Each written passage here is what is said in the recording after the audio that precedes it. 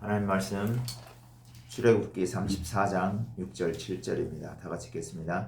여호와께서 그의 입으로 지나시며 선포하시되 여호와라 여호와라 자비롭고 은혜롭고 노하기를 더디하고 인자와 진실이 많은 하나님이라. 인자를 천대까지 베풀며 악과 과실과 죄를 용서하리라. 그러나 벌을 면제하지는 아니하고 아버지의 악행을 천사대까지 보응하리라. 아멘. 오늘부터는 하나님의 성품 시리즈 첫 번째, 우리가 하나님의 성품 5가지 얘기할 때 항상 정의와 공의와 자비와 신실과 거룩 얘기하는데, 오늘은 헤셋, 자비부터 하도록 하겠습니다.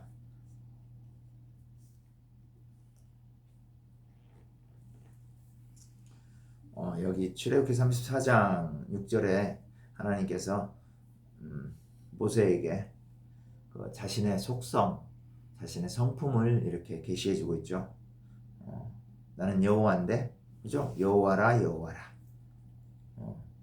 자비롭고 은혜롭고 노하기를 더디하고 인자와 진실이 많은 하나님. 여기서 인자와 진실. 인자가 바로 자비고요. 진실은 신실함이에요. 신실함. 사실은 신실함이라고 해야 더 좋은 번역이긴 해요. 근데 진실이라는 의미도 있긴 있어요. 근데 신실이 좀 더 나는 편이죠. 그래서 인자와 진실이 같이 다녀요, 항상. 그게 요한복음 1장 14절에는 은혜와 진리가 충만합니다, 이게 나와요. 그래서 그 히브리어 단어 헤세드라는 단어는 우리가 제일 많이 이제 구약 성경에 여러 가지 단어로 번역을 했어요. 자비라는 말, 그리고 은혜라는 말로도 번역을 했고요. 긍휼이라는 말로도 번역을 했고, 인자, 그리고 사랑, 호의 이런 식으로 번역을 했어요. 그 중에 아마 자비, 은혜, 긍휼, 인자, 사랑 다 많이 쓰는 거네요. 보니까 그죠? 예. 그래서 하나님께서 모세에게 자신이 인자와 진실이 많은 하나님이다 라고 말해주고 있는 거죠. 우리가 하나님을 잘 믿으려면 하나님이 어떤 분인가를 잘 알아야 돼요. 하나님이 어떤 분인가를 잘 알려면 우리가 하나님의 성품에 대해서 공부를 해야 됩니다. 하나님이 어떤 분인지도 잘 모르고 믿는다면 그 사람의 믿음은 잘못될 확률이 대단히 높아요. 왜? 자기가 믿는 하나님이 누군지 잘 모르기 때문에. 그렇죠? 생각해 보세요. 내가 사랑하는 여인이 어떤 여인인지 몰라. 어떤 장점, 단점이 있는지 몰라. 그죠? 사람들이 많은 경우에 결혼한 사람들이 이혼을 하는데 왜 그러냐면 그 사람의 서로 간의 단점을 잘 모르기 때문에, 그 단점을 자기가 도저히 받아들일 수 없기 때문에 이혼을 하죠. 결혼하기 전에는 장점만 보는 거죠. 끌려서. 장점을 본다기보다는 어떻게 보면 그냥 끌려서예요. 끌려서. 감정에 끌려서. 요게 동인이 되긴 하죠. 아마 그거 없으면 아마 사람들 다 혼자 살 거예요. 아마 제 생각으로는. 어쨌든 하나님께서 그 끌리도록 만들었는데, 그것을 통해서 한 사람을 완전히 받아들이는 게 필요한 거죠. 장점도 단점도 다 받아들이는 게 필요해요. 그게 바로 사랑이란 말이에요. 그게 바로 하나님께서 우리가 죄인인데도 불구하고 뭐예요? 죄인은 우리를 구원해 주셨어요. 그죠? 그리고 여전히 하나님 보기에 얄미운 짓을 해. 우리가 합당하지 않은 짓을 해. 그래도 뭐예요? 회개하면 용서해줘요. 회개하면 용서해주는 거죠. 이게 바로 하나님의 자비고, 이게 헤세드인 거죠. 죽을 죄를 졌는데도 잘못했다고 빌면 용서해줘요. 그런데 여기 참 좀 냉엄하게 말씀해주고 있는데, 그러나 벌을 면제하지는 않는다 나오잖아요. 그죠? 동시에 하나님께서 이 정의와 공의의 속성을 말씀해 주시는 거예요. 그러니까 뭐예요? 벌을 왜 면제를 안 해줘요? 용서 안 해주면. 그리고 또 한 가지는 뭐냐면 죄의 결과가 나타난다는 거예요. 죄의 열매가. 그건 어쩔 수가 없어요. 죄의 열매가 나타나는 건. 내가 예를 들어서 교통사고 나서 다리가 부러졌어. 기도한다고 낫습니까? 다음부터 조심한다고 해서 그 다리가 갑자기 나아요? 그러진 않죠. 교통사고의 결과로서 나의 다리가 분질러졌으면 이 붙을 때까지, 완전히 회복되어서 잘 걸을 수 있을 때까지는 내 그 죄의 결과를 담당을 해야 돼요. 그런 부분이고, 이거 오늘은 이제 그거에 대해서 자세히 말하는 시간이고, 이제 헤세드 자비에 대해서 계속 말해야 되니까. 그건 나중에 하기로 하고요. 헤세드라는 단어, 자비라는 단어는 원래는 그 상호의 의무를 나타내는 거예요. 서로 간에 내가 해주면 너도 해주는 이런 거. 원래 단어는 헤세드라는 단어가.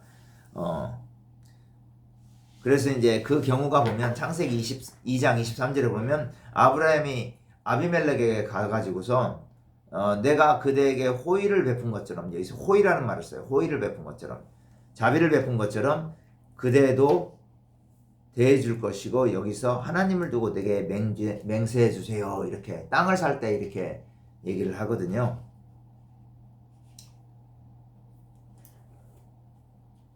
땅을 사는 게 아니라 그 아비멜렉이죠. 그래서 이제 서로 간에 내가 호의를 보여줬으니까 당신도 나에게 호의를 보여주세요. 이런 말이죠. 호의란 말은 이제 보통 영어로 favor라고 해석이 되는데, 이제 그 단어가 여기서 이제 헤세드라는 단어에서 왔는데, 사실은 그 영어 단어 뭐 한국어로 보냐면 굳이 사랑, love라든가 호의, favor 이런 단어들은 뭐 mercy, 자비 이런 거는 이런 단어만으로는 헤세드라는 단어를 다 설명하기에 부족한 단어예요. 사실 이제 그 각 나라 언어마다 그 비슷한 단어들이 있어요. 사랑하면 love잖아요. 그죠? 그런데 사랑과 love가 완전히 똑같은 말이다라고 볼 수는 없는 거예요. 이 영어권 사람들이 생각하는 love와 우리가 생각하는 사랑은 다를 수 있어요. 다른 부분이 있어요. 공통적인 부분도 있고. 그러니까 자비라든가 은혜라든가 호의, 긍휼 이런 단어를 다 동원을 해도 헤세드를 다 잘 설명할 수는 없다는 거예요. 제가 보기에는 왜 그럴까? 이 헤세드는 그만큼 하나님의 성품을 반영하고 있기 때문에 엄청나게 무한하고 광대한 단어다. 이렇게 보여져요. 상호 긍휼이라는 것, 헤세드라는 단어는 그 상호 긍휼, 호의를 보여주는 부분이 있다. 그 가나안 정복 때도 보면 라합이 우리 집은 멸망시키지 마시고 내가 당신들 스파이를 정탐꾼을 숨겨줬으니까 당신들도 나에게 자비를 보여주세요. 이렇게 말하고 있죠. 서로 간에 잘 봐주는 거죠. 여기 헤세드고. 근데 이 개념으로 쓰이는 경우는 많이 드물고 많지 않고, 구약에서 전반적으로 자비, 긍휼, 은혜, 뭐 인자라는 그 헤세드라는 단어를 쓸 때는 뭐냐면 이미 이제 하나님과 이스라엘이 시내산에서 언약 관계를 맺고 그 언약에 따라서 하나님께서 자기와 언약을 맺은 이스라엘 백성들에게 언약적인 자비를 베푸는 거. 그러니까 언약 백성이 된 이스라엘을 책임지고 보호하시고, 이 사람들이 잘못해도 회개를 하면, 그죠? 동물의 제사를 드려서 회개하면 다시 용서해 주시고 사해 주시고 그들을 광야에서 먹여 주시고 입혀 주시고, 그죠? 이스라엘이 가나안 땅에 들어와가지고 바알과 아세라를 섬기고 죄를 짓는데도 불구하고 뭐예요? 막 사무엘 때 막 자비를 베푸시잖아요. 그죠? 그러면 적들로부터 구출해 주시고, 다윗이라는 사람을 들어서 왕으로 다스리게 하시고, 정말 이방 나라들로부터 다 보호하시고 안전하게 만드시고, 그렇죠? 이스라엘 백성들이 엄청나게 죄를 짓고 있을 때 선지자들 보내서 어떻게 해요? 회개해라. 스가랴 같은 사람 보내가지고 스가랴 1장에도 보면 너희 옛적의 선지자들이 말한 것처럼 너희들이 내게로 돌아오라. 너희들이 말은 들었으나 이런 말을 많이 들었으나 돌아오진 않는다. 돌아와라. 이렇게 하나님께서 헤세드, 자비의 하나님이시기 때문에 이스라엘 백성들이 죄악 가운데 있을 때도 이들에게 뭐예요? 자비, 헤세드를 베푸셔서 이들이 회개하고 돌아올 수 있도록 만드셔요. 호세아서에 보면 하나님께서 호세에게 뭐라고 해요? 창녀 고멜에게 가서 그와 결혼해라. 이건 뭐냐면 창녀는 이스라엘이 창녀짓 하는 것, 영적인 음행, 영적인 간음이라고 그래요. 바알과 아세라를 섬기는 그런 것들, 영적인 음행 가운데 빠져있음을 비유로 보여주는 거예요. 그러니까 창녀에게 가서 결혼하잖아요. 그래서 자녀를 낳잖아요. 근데 또 고멜이 돌아가요. 원래 창녀짓으로 돌아간단 말이에요. 그럼에도 불구하고 뭐라고 그래요? 호세한테 하나님이 이혼해라. 그렇게 하지 않고 어떻게 해요? 데려와라. 데려와서 다시 살죠. 이게 하나님의 은혜예요. 이게 하나님의 자비라고 해요. 헤세드. 너무 놀랍지 않나요? 이 시간에 정말 다 놀랍기도 다 놀라워하기에도 벅찰 만큼 하나님의 은혜는 커요. 정말 자기 자신 생각해보세요, 여러분들. 저 자신 생각해보고, 그죠? 아니 그냥 우리 그냥 냉정하게 얘기해서 제 꼬라지를 제가 알죠. 근데 하나님께서 저 같은 것도 사용해 주시고 더럽다고 추하다고 말해주지 않고 용서해 주시고 덮어 주시고 정결하게 씻어서 사용하신단 말이에요. 우리들을 사용하신단 말이에요. 여러분들을 사용하시고. 그래서 아름다운 보석으로 만들어 주셔요. 출애굽기 19장에 보면 너희들이 내게 보화과 같은 존재다. 이렇게 말해요. 보화와 같은 존재. 금은 보석, 다이아몬드 같은 존재. 와, 놀랍지 않나요? 그게 바로 하나님의 헤세드라고요. 그래서 하나님께서는 언약 맺은 이스라엘 백성들에게 그분이 하겠다고 하는 걸 절대로 어기지 않아요. 그래서 이제 자비라는 단어, 헤세드란 단어와 에메드, 신실함, 진실. 여기에서 이제 오늘 읽은 단어에는 인자와 진실이만 다 나왔잖아요. 이 진실, 에메드라는 말, 신실함. 이거 한 번 말했잖아요. 한 번 언약을 맺었잖아요. 그죠? 그러면 막 우리처럼 사람들처럼 막 취소하고 변경시키고 그게 아니라 한 번 언약한 걸 끝까지 언약 관계에 있는 거고, 그 다음에 하나님께서 이스라엘 백성들이 이제 너희가 나와 언약 관계에 있으니까 내가 너희를 처음부터 끝까지 보호해주겠다라고 말씀하셨기 때문에 끝까지 보호해주시는 거예요. 이게 바로 진실, 신실이에요. 그러니까 진실이라는 단어보다는 신실이라는 말로 알면 좋아요. 이게 곧 믿음이라는 단어로도 표현이 돼요. 신약에서는 믿음. 그러니까 처음과 끝이 똑같아요. 한 번 한 말은 끝까지 지키는 거예요.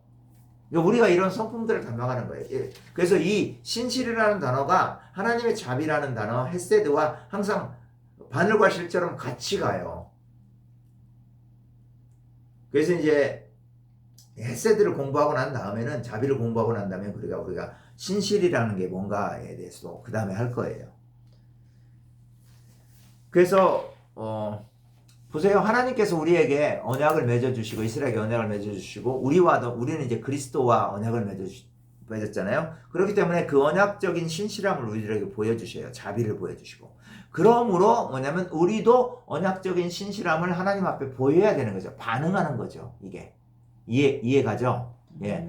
하나님께서 나에게 사랑을 보여주셨기 때문에 우리도 뭐예요? 우리가 할 수 있는 한 사랑을 하나님 앞에 보답하고 보여드리는 거죠.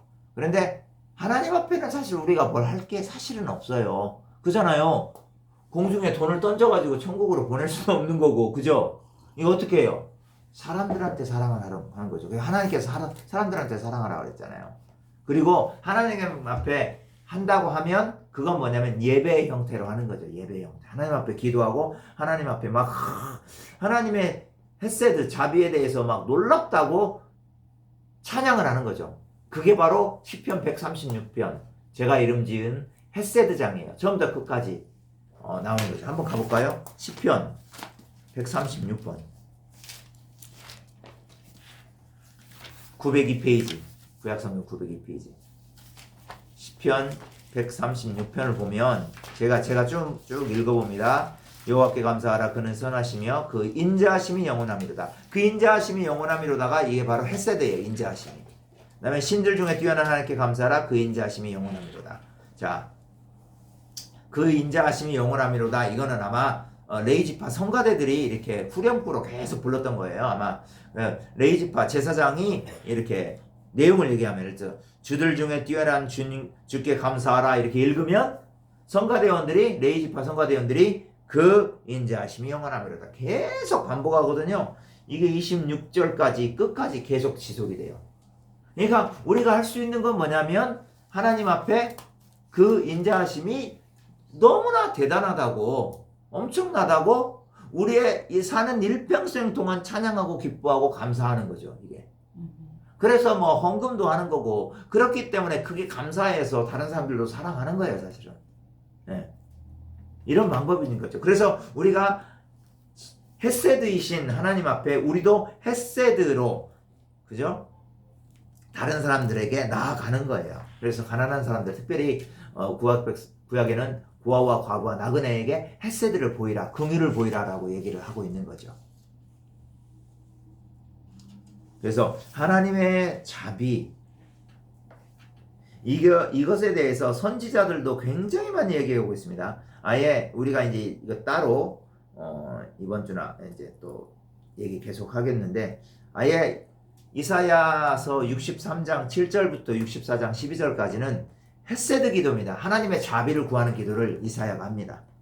이사야 63장 7절부터 64장 12절까지는.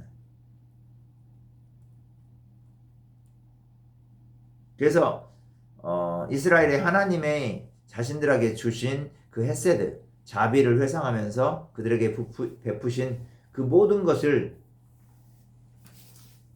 이스라엘 집안에 베푸신 그 모든 그 헤세드 자비를 기억하고 또 기억하고 감사하고 다시 베풀어 주기를 원하는 거죠. 왜냐하면 이사야 64장 이때는 지금 잘 못하고 있는 상황이거든요. 바벨론에서 가나안 땅으로 다시 돌아왔어요. 바벨론스타인으로. 그래서 성전을 짓고 이렇게 하고 있는데 지들 멋대로 살아요. 그럼에도 불구하고 그런 것마저도 우리가 회개할 때 용서해달라고, 자비를 베풀어달라고 기도하는 거죠. 아까 말씀드렸듯이 호세아도 그렇게 하나님의 자비에 대해서 얘기하고 있고, 그죠? 고멜과 괴론을 통해서 그를 사랑하고 헤세드를 지속적으로 베풀어 달라고 말하고 있는 거죠. 그래서 결국은 뭐냐면 이스라엘의 하나님의 헤세드를 알게 하는 거예요. 하나님은 헤세드의 하나님이시다. 그러므로 너희들도 서로 뭐 해야 된다? 헤세드를 베풀어야 된다. 자비를 베풀어야 된다. 레위기 25장 그 희년도 왜 주인이 왜 종을 풀어줘야 돼요? 50년 만에, 50년 희년에 하나님이 그들에게 종으로서, 그들이 이스라엘 백성이 이집트에 있을 때, 종으로 있을 때 그들을 해방시켜줬잖아요. 그렇기 때문에 하나님이 이스라엘 백성들에게 헤세드를 베풀어 주셨기 때문에 이스라엘 백성들도, 주인들도, 이스라엘의 주인들, 부자들도 가난한 사람들, 가난한 종들을 풀어줘야 되는 거예요. 뭐에 의해서? 하나님의 헤세드에 의해서. 그렇죠? 그래서 시편 33편 5장 5절에는 이렇게 표현하고 있는데, 이거 한번 읽어볼까요? 시편 33편 5절.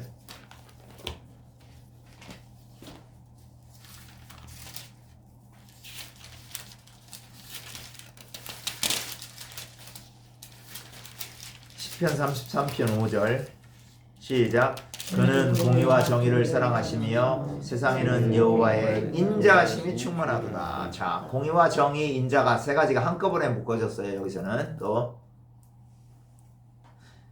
하나님의 헤세드가 온 땅에 충만하다고 그랬어요. 자, 그러면 뭐 하라는 얘기예요? 시편 기자는 충만한 하나님의 헤세드, 인자하심을, 자비를 찬양하라는 거죠.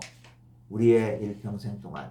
이것이 바로 우리 편에서 하나님의 헤세드에 대해서 올바르게 반응하는 방법입니다. 아멘. 그래서 여러분 오늘 하루도 하나님께서 나에게 그 자비를 베풀어 주신 거 감사하고요. 감사하고 또 감사하시기 바랍니다. 아멘. 그리고 그 감사한 마음이 있다면 그 감사한 마음을 나의 일터 가운데서, 나의 가정 가운데서 드러내면서 또 하나님께 감사하다고 표현하세요. 자꾸 표현하세요. 저는 이제 막 하나님 사랑한다는 표현 되게 많이 해요. 혼자 있으면서. 실제로 말로 해서 이렇게 표현을 하면 하나님 사랑합니다. 사랑합니다. 제가 이렇게 많이 해요. 하나님 감사합니다. 여러분도 그렇게 표현하세요. 그때 하나님이 여러분들을 엄청 기뻐하세요. 네. 그래서 하나님의 자비는 하나님의 성품으로서 우리가 우리의 삶 가운데서 그대로 본받아야 될 부분입니다. 하나님이 인간들을 자신의 형상으로 지으셨다고 그랬죠? 하나님께서 가진 성품이 헤세드, 자비라면 우리도 하나님의 형상인 우리 인간들도 자비를 가져야 되고요. 자비가 있고야 원래 이 안에. 그래서 그 자비, 헤세드를 예수 그리스도의 보혈의 피로 다시 회복시켜 주셨고요. 그래서 자비가, 긍휼이, 사랑이 넘치는 사람이 되어야 돼요. 아멘. 그래서 오늘도 이를 위해서 기도하시고 하나님 앞에 긍휼을 베풀어 주심, 자비를 베풀어 주심 감사하고 그 감사함을 실천하는 여러분들이 되기를 바랍니다. 아멘.